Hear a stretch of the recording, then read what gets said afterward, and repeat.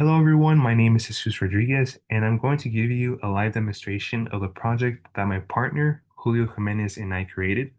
So for some context, this was a project for CS340, which is an introduction to database design at Oregon State University. The main goal of this project was to demonstrate core fundamentals of database design, SQL files, as well as stored procedures. And in order to do that, we had to create a database management system for an imaginary company.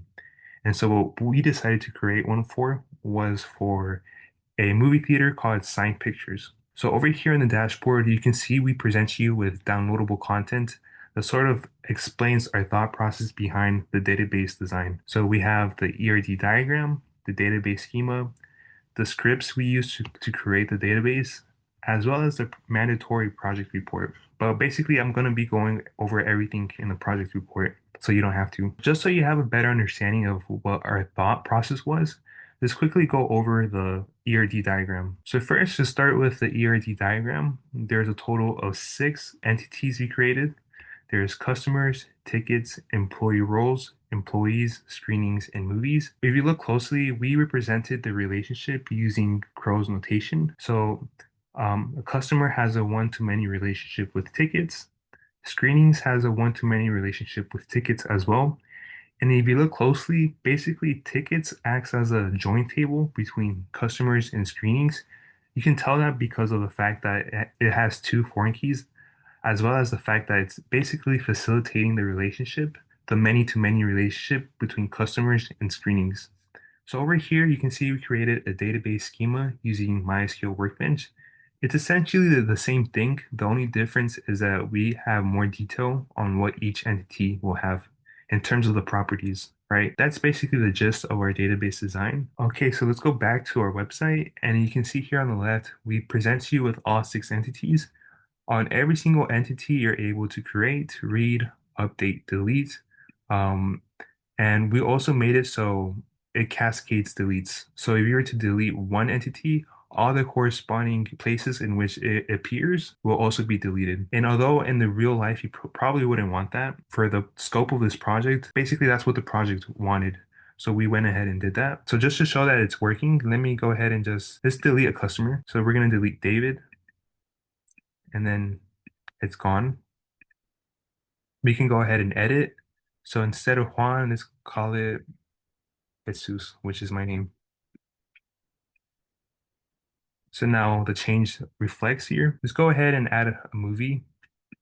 Let's call it example. Director, a director.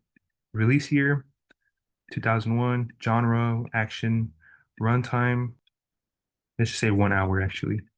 Rating, let's say PG-13. Just go ahead and save it, and you'll see that it now the example I created now is displayed here. Okay, so now let's go over the screenings. This one is a little more complicated. When we create a new screening, you first have to input the start time. So let's go ahead and just select today. Screen number, it doesn't matter. Total capacity, let's say 50. Employee ID, meaning who's the employee that managed the screening. Let's go ahead and use Danny Prince. Now for the movie ID, depending on what movie ID you select, the end time will automatically calculate. So let's go ahead and select the example one we just created, which was an hour difference. So you can see here, it's basically an hour was added to the start time, and then we can go ahead and save it.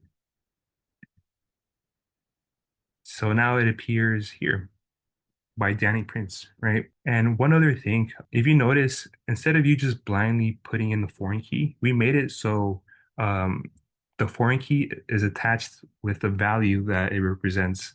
That way, it's a better user experience, and it just makes more sense for the user to have it set up this way. As part of the project, we also had to make it so we had to have a stored procedure in which whenever you clicked a button, the entire database should be reset. And so that's what we ended up doing here. So if you see here, once I click this, and now all the new entries that we deleted or we added is now gone, basically. So now everything's back to normal. And yeah, that's basically the gist of our project. Thank you for listening, and you should look at our other projects. Thank you.